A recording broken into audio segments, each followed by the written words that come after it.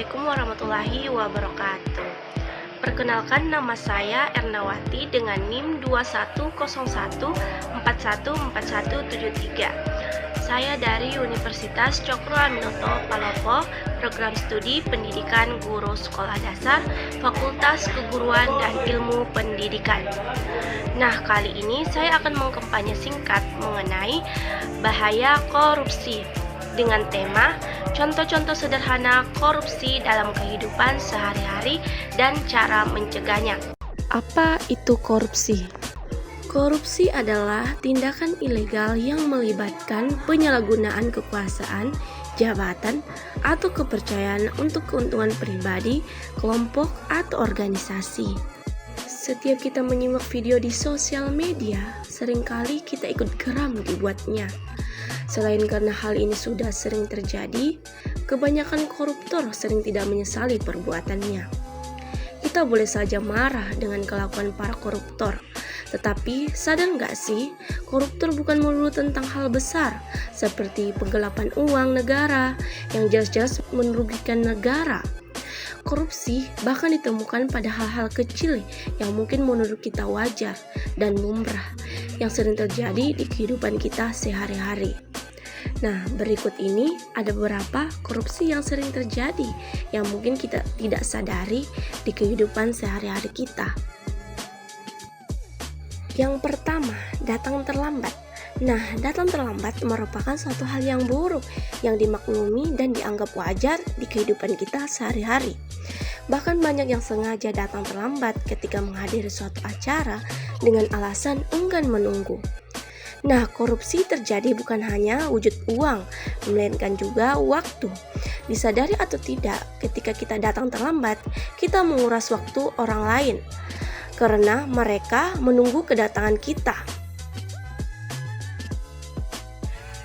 Yang kedua, tidak mengembalikan uang kembalian. Sebagai anak, mungkin kita pernah disuruh untuk membeli sesuatu di toko oleh orang tua kita. Nah, tidak sedikit loh yang menyepelekan uang kembalian, apalagi kalau nominalnya kecil. Nah, pengembalian uang itu jika diambil tidak jujur, tetap aja namanya penggelapan. Perlu kita tahu bahwa kebiasaan korupsi yang besar berawal dari kebiasaan yang kecil di keluarga. Nah, yang ketiga, memanfaatkan jabatan dan hubungan kekeluargaan untuk memudahkan sesuatu atau bisa disebut sebagai nepotisme. Nah, praktik nepotisme ini sering terjadi pada saat pendaftaran untuk bekerja. Nah, di mana banyak orang tua yang meminta bantuan kepada keluarga, teman, atau tetangga yang punya jabatan di tempat kerja demi agar bisa anaknya masuk ke sana. Mungkin bayarannya bukan uang, tetapi sekadar bingkisan, buah, atau oleh-oleh, tetapi sama saja itu termasuk bibit korupsi. Yang keempat adalah menyontek. Menyontek merupakan salah satu kecurangan yang sudah dianggap biasa saat mengikuti ujian. Tanpa disadari, menyontek adalah salah satu tindakan korupsi loh, yang dimana dalam prosesnya meniru sesuatu yang sudah dikerjakan oleh orang lain. Yang kelima, titip absen. Ayo, siapa yang di sini suka titip absen? Titip absen atau tispen merupakan fenomena yang akrab di telinga mahasiswa, yaitu kegiatan meminta teman untuk manipulasi kehadiran si penitip absen di daftar presensi. Padahal kegiatan ini merupakan bentuk kebohongan dan dilakukan demi kepentingan pribadi tanpa memikirkan risiko yang akan diterima oleh orang lain akibat dari perbuatannya. Sama dengan korupsi dong. Nah, itulah 5 contoh sederhana korupsi dalam kehidupan sehari-hari.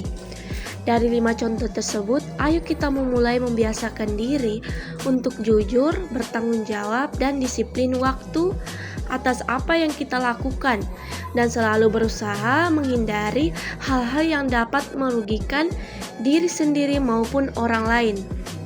Memberantas korupsi di negara ini memang tidak semudah menyebutkannya. Namun dengan satu langkah kecil, kita sudah bisa perlahan membunuh tunas-tunas korupsi. Seperti kata Basuki Cahayapurnama, Anda tidak perlu mengangkat senjata dan membunuh orang pada zaman perjuangan dahulu.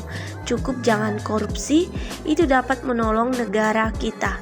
Mungkin itu saja penjelasan singkat dari saya terkait contoh-contoh sederhana korupsi dalam kehidupan sehari-hari.